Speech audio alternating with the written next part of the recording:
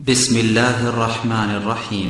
আমরা লালনের মযহাব নিয়ে কিছু কথা বলি। লালনের জন্ম হলো 1774 সালে, মৃত্যু হলো 1890 সালে। বেশ দিন না তো, এটা 2000 কত 15 হিসাব করে নেন, 1-150 বছর আগের মানুষ। এদের বাউল মতবাদ মূলত সহজিয়া বৈষ্ণব মতবাদ থেকে এসেছে। এরা হলো ইসলামের দুশ্মন। কুষ্টিয়া সেউড়িয়া হলো এদের মার্কাজ। এখানেই আছে লালনের কবর। বাউল গবেষক, অন্যদের কথা বলা ঠিক হবে না, বাউল গবেষক এবং লালন একাডেমির প্রতিষ্ঠাতা পরিচালক ডক্টর আনোয়ারুল করিম এই বিষয়ে তার বাংলাদেশের বাউল সমাজ, সাহিত্য ও সঙ্গীত বইয়ে যা বলছেন সেটি আমাদের বড় দলিল হওয়া উচিত। তিনি লিখছেন, ফিলিস্তিনে বাল নামক প্রজনন দেবতার এরা অনুসারী। আমাদের ছেলেরা নহর বইতে বাংলা বাক্য আছে না, বাংলা বাক্য দেখছো না তোমরা, সবাই মুখস্থ। এটা এই বাল একটা দেবতা, যারা আমাদের সিরাজ রসুল পড়েছে তারা বাল খুঁজি বেচার দিন। এই বাল আর বাক্য দুই দেবতা। এই বালের অপভ্রংশ নাম হয়েছে বাংলাদেশে বাউল। এটা কিন্তু আমার কথা না, একেবারে লালন একাডেমির প্রতিষ্ঠাতা পরিচালক যিনি, এটা তারই বক্তব্য, ডক্টর আনোয়ারুল করিম। তার লিখিত বইয়ের নাম বললাম, সেখানে তিনি এটা বলছেন। আমি সেখানে সংক্ষেপ করে বলি। ফলে মৈথুন ও যৌনাচার এই ধর্মের অঙ্গীভূত। এদের উপরিভাগে সুফিবাদের প্রাধান্য এবং অভ্যন্তরে যোগ নির্ভর দেহজ সাধনা। এরা ব্রাহ্মণ্য ধর্ম ও শরীয়তি ইসলামের বেড়া ভেঙে নিজেরা মন মতো করে একটা পথ তৈরি করে নিয়েছে। এজন্য তারা বলে, কালী কৃষ্ণ গড খোদা, কোনো নামে নাহি বাধা, মন কালী কৃষ্ণ গড খোদা, বলো রে বলো। বাউল তত্ত্ব 53-54 পৃষ্ঠা। আমরা বলে দোষ হবে, তাদের মূল ব্যক্তির বক্তব্য এগুলো। বাউল সাধনায় সাধন সঙ্গিনীকে ওরা গুরুজি নামে অভিহিত করে, কারণ ওই সঙ্গিনীর মহিলার সক্রিয় সহযোগিতা ব্যতীত সাধনায় সিদ্ধি লাভ হয় না। তাই তাকে চেতন গুরু বলা হয়। এরা সামাজিক বিবাহকে অস্বীকার করে, নারী পুরুষের অবাধ মেলামেশাকে দর্শন হিসাবে অনুসরণ করে। ওই বইয়ের 15-16 পৃষ্ঠা বাজার কিনতে পাওয়া যায়, পড়ে দেখবেন। নারী ছাড়া এদের সাধনাই হয় না। এরপরে আরো ন্যাক্কারজনক কথা আছে, বলতে ঘৃণা হয়। পুরুষের শুক্র, নারীর রজ, মল ও মূত্র, এগুলো খেলে তাদের শরীর নিরোগ থাকে, ডাক্তার লাগে না। এগুলো এই 4টা জিনিস একত্রে মিলিয়ে তার নাম দিয়েছে প্রেম ভাজা। এই ভাজা খাওয়ার জন্য ওরা ওরস করে, তার নাম দিয়েছে সাধু সঙ্গ। আসলে সাধু সঙ্গ নয়, হলো নারী সঙ্গ। সারাদিন গান বাজনা হই হই করে, রাত হলে আলো নিভে যায়, তারপর কি করে বুঝে নিতে হবে। 1986 সালের মার্চ মাসে কুষ্টিয়া ইসলামিক ইউনিভার্সিটি একজন প্রফেসর যখন ওখানে গিয়ে ইসলামের দাওয়াত দেন এবং কোরআন তেলাওয়াত করেন, এতে নাখোশ হয়ে তারা প্রশাসনের কাছে একটা অভিযোগপত্র লিখিতভাবে দায়ের করে। সেখানে তারা যে কথাটা বলেছে, সেই কথাটি আমরা তুলে ধরি, বুঝতে পারবেন। আমরা বাউল, আমাদের ধর্ম আলাদা, আমরা না মুসলিম না হিন্দু। আমাদের নবী শাহজি লালন শাহ, শুনছেন তো নাকি?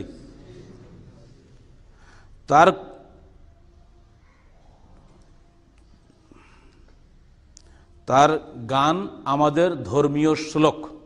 ওই যে অচিন পাখির গান গায় না, ওগুলো আমাদের ধর্মীয় শ্লোক। আমরা যখন কোরআন পড়ি আয়াতগুলো, এটা তাদের ধর্মীয় শ্লোক হচ্ছে লালনের গান। সাইজির মাজার আমাদের তীর্থভূমি। এবার কি হবে? সাইজির মাজার আমাদের তীর্থভূমি। আমাদের গুরুই আমাদের রসুল। নাউজুবিল্লাহ। আমরা আলাদা একটা জাতি, আমাদের কলেমা আলাদা, লা ইলাহা ইল্লাল্লাহ লালন রসুল্লাহ।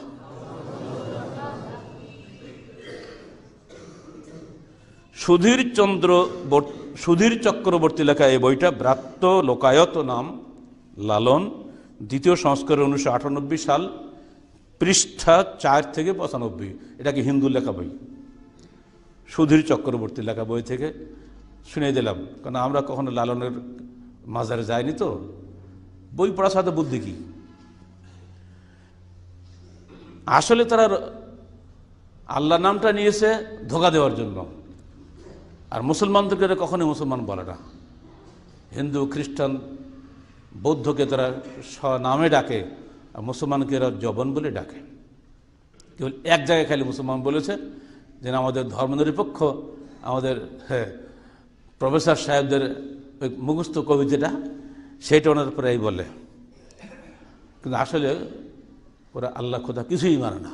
যেমন তাদের কবিতায় দুটো লাইন খালি বলে দিই, খোদা নেই কো কোনোখানে, জনম ভরে দেখলাম ঘুরে, পাইনি কিছু মানুষ বিনে, মানুষ রূপে আল্লাহর বরান, আসলে তা কে জানে। অর্থাৎ মানুষ রূপে তিনি ঘুরে বেড়াচ্ছেন আমাদের সামনে, আল্লাহ বলে কিছু নাই। যে আল্লাহ কথাটা যে বলা হচ্ছে, ক্ষুদাটুদ, এগুলো সব এদের আমাদেরকে ধোঁকা দেওয়ার জন্য। এই সংক্ষিপ্ত আলোচনায় আপনারা বুঝতে পেরেছেন যে লালন ফকির আদৌ কোনো মুসলমান ছিল না, এবং তার আকিদা সম্পূর্ণরূপে কুফরি আকিদা। আল্লাহ, রসুল, কোরআন, কিতাব এসব থেকে তার সম্পর্ক নাই। এ সম্পর্কে না জানার কারণে, অজ্ঞতার কারণে মুসলিম উম্মাহ বিভ্রান্ত হচ্ছে। আমাদের দায়িত্ব মানুষকে সাবধান করা, তাই করে যাচ্ছি, এর বেশি কিছু নয়। আল্লাহ পাক যাকে হেদায়েত করবেন তিনি হেদায়েত পাবেন, যাকে আল্লাহ পথভ্রষ্ট করবেন তাকে কেউ ঠেকাতে পারবে না। কিছুদিন পূর্বে আমাদের রাজবাড়ির পাংশাতে এরা সাধুসঙ্গ করার অনুমতি চেয়েছিল প্রশাসনের কাছে, প্রশাসন অনুমতি দিয়েছিল। যখন রাতের বেলা এই সমস্ত আলতু ফালতু কাজ শুরু করে দিয়েছে, তখন স্থানীয় মুসলিম জনগণ তাদেরকে পিটেই সেখান থেকে বের করে দেয়। প্রশাসন দৌড়ে গিয়ে স্থানীয় জনগণকে উল্টা গ্রেফতার করে ওদেরকে অনুমতি দিয়ে দেয়। কথা বুঝছেন? এখানেই তারা থেমে থাকেনি। ঢাকা এয়ারপোর্টের সামনে লালনের ভাস্কর্য স্থাপনের দাবি করা হয়। ভাস্কর্য যখন তৈরি করতে যাচ্ছে সরকারের পক্ষ থেকে, তখন স্থানীয় আলেম ওলামায়ের বাধা দিলে সেটা বন্ধ করা হয়। আবারও দাবি উঠতেছে সেখানে কিছু করতে হবে। এত একটা মহামানুষ, তার নাম কিছু না করলে কি হয়? যাকে বিদেশি লোকেরা ঢাকা এয়ারপোর্টে নেমেই আগে লালনের চেহারা দেখে বোঝে এদেশের মানুষ কতই না ভালো, কতই না সুন্দর, তারা লালনের ভক্ত। কিছু সংখ্যক সেকুলার নামধারী, উদার নামধারী, মুক্তমনা নামধারী, মুসলিম আরবি নামে নামাঙ্কিত কিছু সংখ্যক কুফরি দর্শনের অনুসারী ব্যক্তি প্রশাসনের ভিতরে ঘাত মেরে থেকে প্রশাসনকে সবসময় বিপথে নিয়ে যাওয়ার চেষ্টা করে। অথচ মুসলিম উম্মার ট্যাক্সের পয়সায় দেশ চলে, প্রশাসন চলে, আর তাদেরই টাকা ব্যয় হচ্ছে এই সমস্ত কুফরি কাজ। আমরা উম্মতকে সাবধান করছি, এদের লিখিত বই পড়ে আর অচিন পাখির গান গিয়ে যেন আপনারা হারিয়ে যাবেন না। আমরা অচিন পাখির ইবাদত করি না, আমরা পরিচিত আল্লাহর ইবাদত করি। আল্লাহ আছেন বলে দৃঢ় বিশ্বাস রাখি। আল্লাহকে ডাকলে আল্লাহ কথা শোনেন, আমরা চোখে দেখতে পাই। নবী রসুলদের হাতে এর বহু প্রমাণ আমরা দেখেছি, এ যুগেও আমরা দেখতে পাই। বিপদে আপদে আমরা আল্লাহকে ডাকি। যদি আল্লাহ অচিন হইতেন আমরা আল্লাহকে ডাকতাম না। আল্লাহ যদি কোনো ক্ষমতায় না থাকতো আমরা আল্লাহকে ডাকতাম না। আমরা দেখতে পাচ্ছি, আমি একটা বড় ডাক্তার হওয়া সত্ত্বেও আমার অজান্তেই আল্লাহ আমার রূহ কবজ করে দিচ্ছেন, একটু ওষুধ খাওয়ারও সময় দিচ্ছেন না। আমি একজন যুবক ছেলে দাঁড়িয়ে আছি, হঠাৎ আমার রূহ বন্ধ হয়ে যাচ্ছে, কারোরই কোনো ক্ষমতা নাই আমাকে ঠেকিয়ে রাখার। অথচ স্টিফেন হকিংস এ যুগে আইনস্টাইন বলে খ্যাত, পড়িয়েছে যে 62 না 63 সাল থেকে, 21 বছর বয়স থেকে, এখন 74 বছর তার বয়স। এতই ডাক্তার কবিরাজ পাশে লেগে আছে, ওর স্বাস্থ্য আর ভালো হয় না, ও মরেও না। আর বলে আল্লাহ বলে কিছু নাই, পরকাল বলেও কিছু নাই। এত মহাজ্ঞানী, কিন্তু আল্লাহকে চেনেনি। অতএব আল্লাহর হাতেই সব কিছু। ইন্নাল্লাহ আলা কুল্লি শাইইন কাদির, আল্লাহ সকল ব্যাপারে ক্ষমতাশালী। এই বিশ্বাস নিয়েই আমরা আল্লাহর ইবাদত করি। এই বিশ্বাসের বিরোধী যা কিছুই হবে সব কিছু এক কথায় কুফরি। আল্লাহ পাকের স্পষ্ট নির্দেশ, ওয়ালাকাদ বাআসনা ফি কুল্লি উম্মাতিন রাসূলান আন ইবুদুল্লাহ ওয়াজতানিবুত তাগুত। আমরা প্রত্যেক উম্মতের কাছে রসুল পাঠিয়েছি এই একটি দাওয়াত নিয়ে, যে তোমরা আল্লাহর ইবাদত করো, তাগুত থেকে দূরে থাকো। আর যে ভবিষ্যৎবাণী আল্লাহ রসুল করে গেলেন, একটু হাদিসটা শুনেছেন, মা আনা আলাইহি ওয়া সাহাবি আল ইয়াউম, আজকের দিনে আমি এবং আমার সাহাবীরা যে দিনের উপরে আছি, এই দিন থেকে যারাই বিচ্যুত হবে তারা মুসলমান থাকবে না, নিঃসন্দেহে প্রকৃত মুসলমান থাকবে না। অর্থাৎ 72 ফেরকা জাহান্নামী হবে। যদি এরা মুসলিম বলে দাবি করতো, এরা অবশ্যই পথভ্রষ্ট 72 মধ্যে একটা হতো, তাই না? কিন্তু ওরা মুসলমান বলে দাবি করেনি। আপনি কেন জোর করে মুসলমান বানাচ্ছেন তাদেরকে? ওরা নিজেরাই দাবি করছে না, আপনি বলছেন ওরা মুসলমান বললে হবে?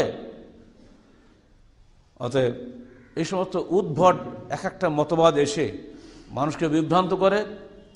বিভাগীয় শহর হিসেবে এখানেও আসছে শিক্ষিত লোকদের মাধ্যমে, যারা এইসব বিষয়ে কিছুই খবর রাখে না, কিন্তু ডিগ্রি নিয়ে ঘরে বসে আছে। তাদের ঘাড়ে চড়ে যারা ঢোকে, কোনো মূর্খ লোকের মধ্যেও ঢোকে না, মনে রাখবেন সবসময়। আর কিছু মূর্খ মৌলবী আছে, তাদের মাথায় ঢুকিয়ে এরা কাজ করে। যুগে যুগে দিনদার মানুষের মাধ্যমে দিনকে ধ্বংস করা হয়েছে। যুগে যুগে উচ্চশিক্ষিত এবং উচ্চ পদস্থ উচ্চ মর্যাদা সম্পন্ন মানুষকে দিয়েই দিনকে ধ্বংস করার চেষ্টা হয়েছে। শয়তান এটা করে গেছে, এরা শয়তানের প্রতিমূর্তি।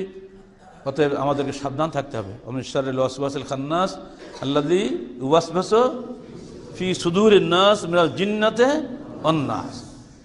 নাস ফালাক বারবার পড়বেন, অর্থ বুঝিয়ে পড়বেন। আল্লাহ তুমি আমাদেরকে শয়তানের ধোঁকা থেকে বাঁচাও, যে শয়তান আমাদের অন্তরে ঢুকে ধোঁকা দেয়, জিনের মধ্য থেকে, মানুষের মধ্য থেকে। সে মানুষ কি সাধারণ কামলাখাটা মানুষ নাকি? তার কথা শুনবে? রিক্সাওয়ালা মানুষের কথা শুনবে? আমাদের মতো উচ্চশিক্ষিত মানুষের মাধ্যমেই কিন্তু এগুলো হচ্ছে। অতএব ভাইয়েরা সাবধান।